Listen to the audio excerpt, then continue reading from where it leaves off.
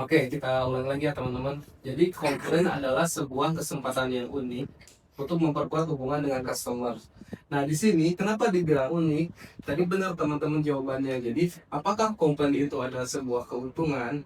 Memang benar. Jadi, ketika teman-teman, perusahaan, departemen mendapatkan komplain dari customer, otomatis mereka akan lebih memperkuat lagi hubungan dengan customer. Misal, Eka dikomplain oleh departemen security misalkan.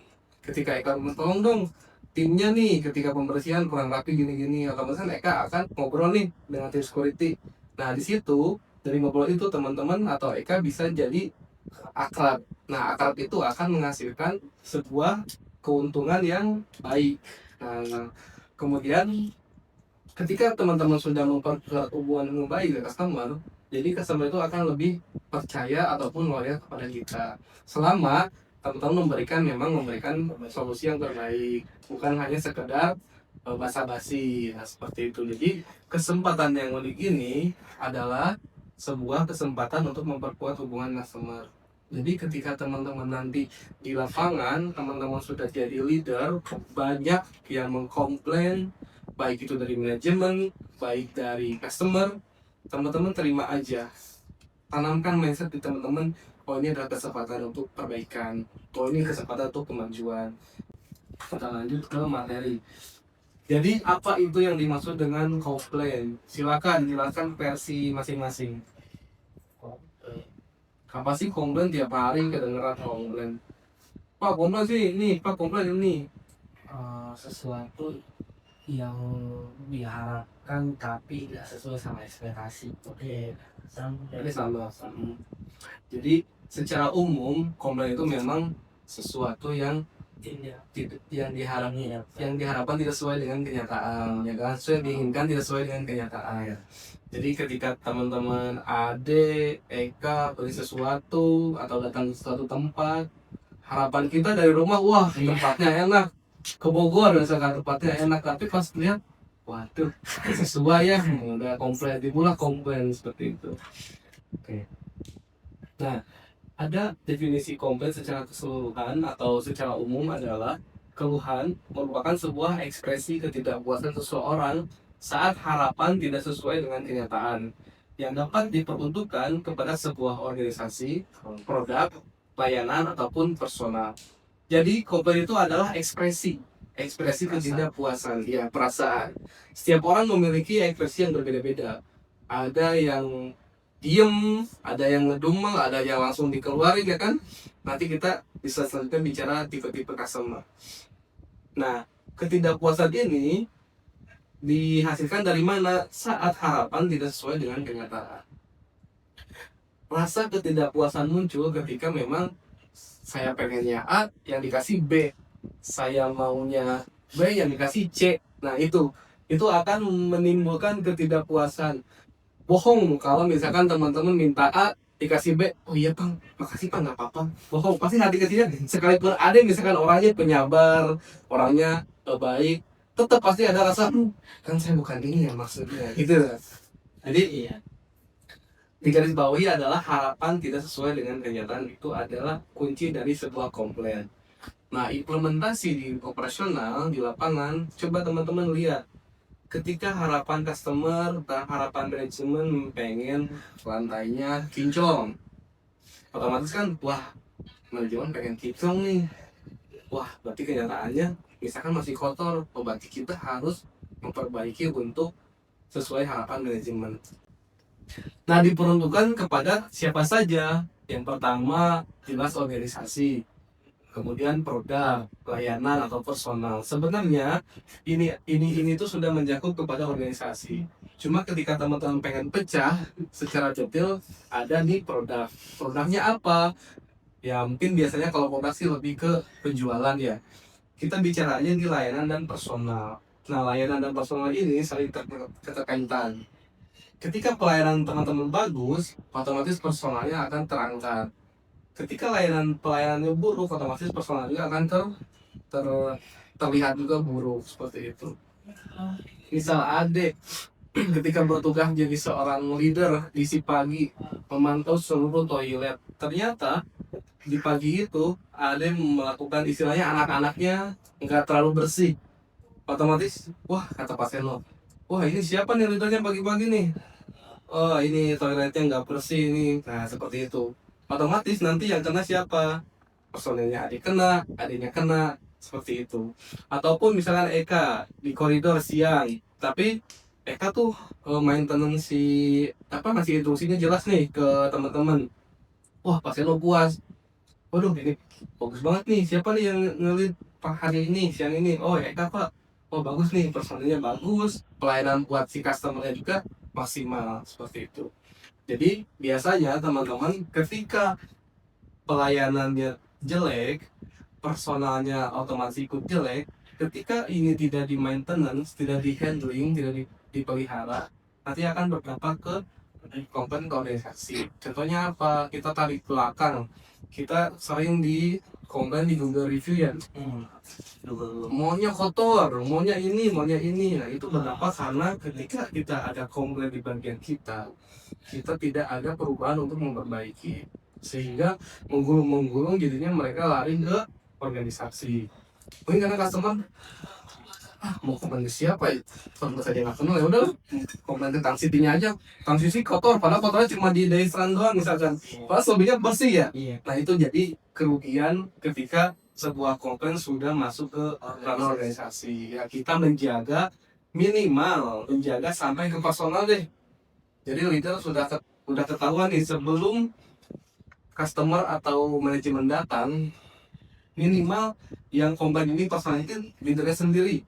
Jangan sampai ini dikomplain sama orang lain atau atasan misalkan. Ketika yang dikomplain otomatis ini akan ke komplain juga. Nah jadi antisipasi teman-teman ini adalah minimal kita udah tahu nih si personal ini, si bawahan kita ini udah termitigasi oleh kita. Oke, jadi adalah sebuah komplain. Nah, tadi kan teman-teman sudah tahu komplain itu kenyataan tidak sesuai dengan harapan. Apa saja seseorang menyebabkan seorang itu komplain. Tadi kan harapan tidak sesuai dengan kenyataan. Nah, apa aja tuh harapan-harapan itu apa aja bentuknya?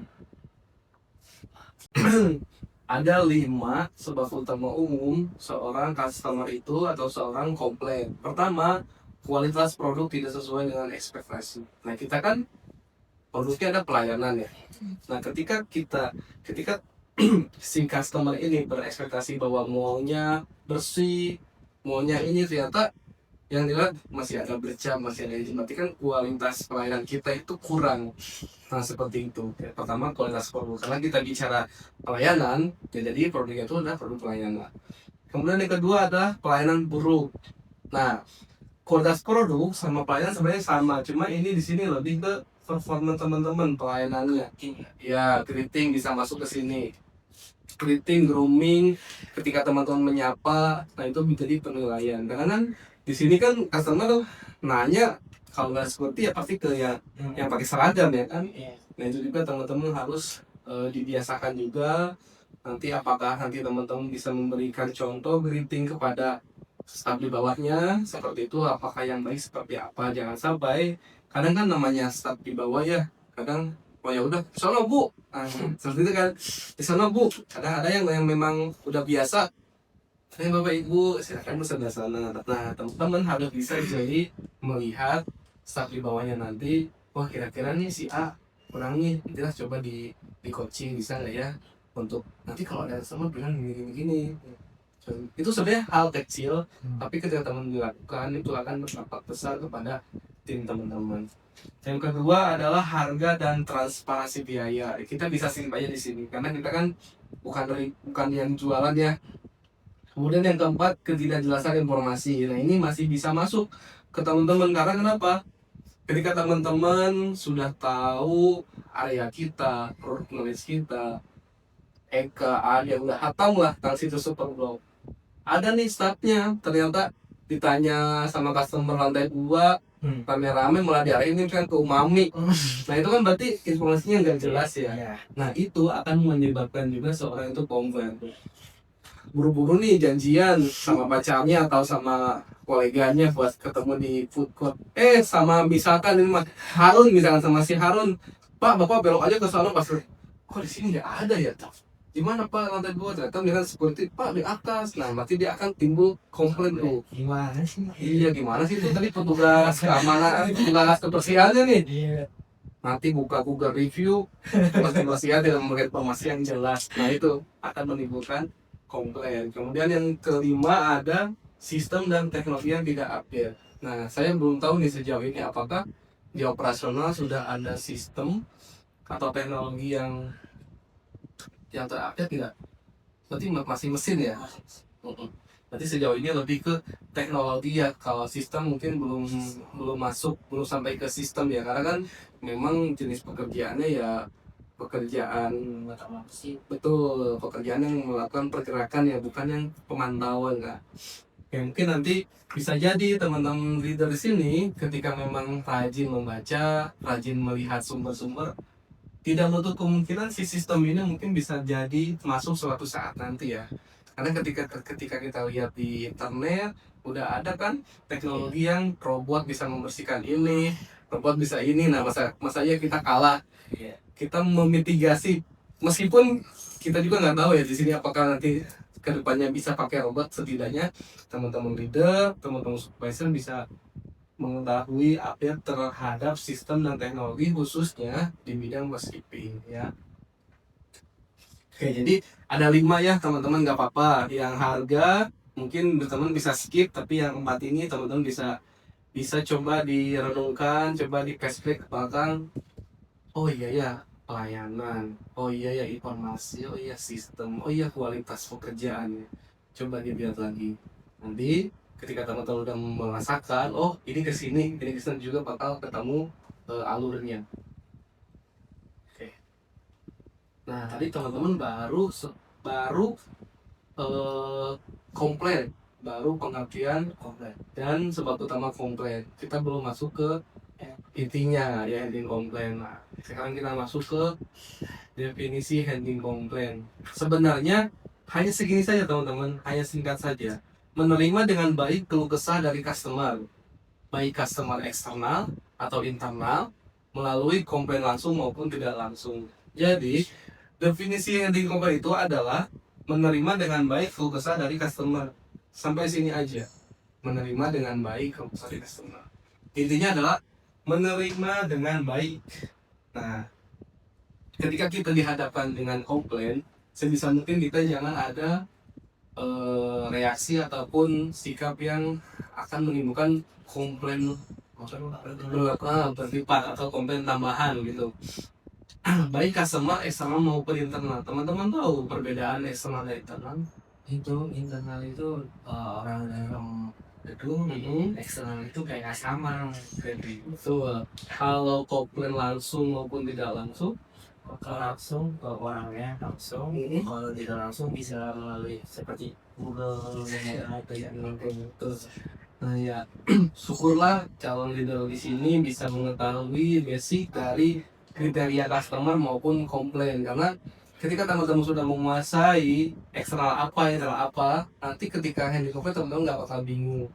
Kalau misalnya teman-teman nggak bingung nih, tiba-tiba ada yang komplain dari manajemen, aduh ini siapa ya, dia kemana ya? Nah, kalau teman-teman tahu kan, oh kalau internal mah cukup ke supervisor aja lah, ICC-nya misalkan. Oh kalau internal mah cukup langsung aja. Misal nih, teman-teman dikomplain sama supervisor atau leader security. Oh karena internal, ya udahlah sama saya aja langsung dihadapin. Misalkan, baik Pak kita ngobrol diskusi gini. Bisa tuh. Tapi kalau teman-teman customer, misalnya eksternal, teman-teman tidak bisa, sekiranya tidak bisa menghandle, wah nggak susah nih, saya harus panggil supervisor nih biar bisa lebih luas lagi misalnya penjelasannya. Karena kan nanti teman-teman akan ada diganti ke customer itu.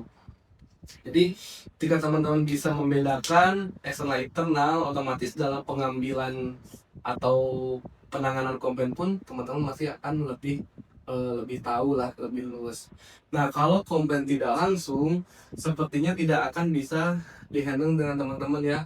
Paling ini mungkin buat report laporan ke teman-teman. Paling teman-teman akan menerima komplain secara langsung, baik itu dari supervisornya, baik itu langsung dari manajemennya ataupun langsung misalkan customer. Nah, sekarang kita masuk ke jenis customer. Jadi di situ tuh ada 3 jenis customer teman-teman saat melakukan komplain. Nah, yang pertama adalah tipe agresif. Jadi customer ini secara berani menyatakan ketidakpuasan atau ketidaknyamanan terhadap sesuatu yang dia terima, cenderung lebih ke emosional dan melakukan argumentasi. Nah, tipe agresif ini biasanya sering kita temui di beberapa mall ya, tidak terlepas dari mall yang di Jakarta atau di sini atau kelas ini. Biasanya tipe agresif ini memang banyak. Nah, cenderung lebih ke tidak mau tahu teman-teman. Jadi atau apapun sumbernya, selagi dia ngerasa benar pasti terus aja dirocos. Misalkan dia dompetnya jatuhnya di tangga Sudirman atau terindah di angkot, pas masuk Tang City dia kehilangan dompet, dia marah-marah tuh ke security, itu dompet saya nih hilang, kalian tanggung jawab nih. Udah di sini tetap aja marah. Nah, tipsnya ketika teman-teman ternyata nanti di lapangan mendapati kayak tadi ada tuh, ternyata reaksinya marah banget misalkan. Nah, Ade nanti ke teman-teman coba diajarkan untuk 5S-nya ya kan. Pertama 5S, kedua meminta maaf, kemudian ketiga responnya tuh kita benar-benar harus pelan. Ya bukan berarti kita merendahkan diri, tapi lebih ke menjaga agar dia tidak marah lagi nih. Nah, biasanya tipe agresif kayak gini kalau kitanya semakin melemah, dia juga akan ikut luluh. Nah, ketika luluh itu baru kita kasih penjelasan. Jangan sampai ketika gimana sih mas? Tadi katanya dari bawah ke atas. Wah, saya udah kasih tahu bu harusnya ke atas, ke bawah. Nah, itu pasti akan memancing emosi. Nah, seperti itu. Jadi biasanya tipe agresif ini teman-teman harus bisa menjaga emosi juga. Kadang kan kalau di hadapan sama emosi udah capek, pasti kan emosi juga tuh, pasti pengen kepancing. Nah, teman-teman leader diharapkan bisa menjaga itu. Haram hukumnya seorang leader atau supervisor memarahi anak buahnya di depan customer ataupun di depan manajemen lain. Karena secara tidak langsung teman-teman akan meruntuhkan mental, meruntuhkan kepercayaan diri yang sudah terbangun sama karyawan tersebut. Nah, jadi teman-teman ketika melihat atau mendapati tipe agresif ini, teman-teman sebisa mungkin responnya ya, lebih ke responnya tuh tetap dijaga pelan-pelan aja. Nah, tapi di sini ada tetap logis sesuai aturan perusahaan.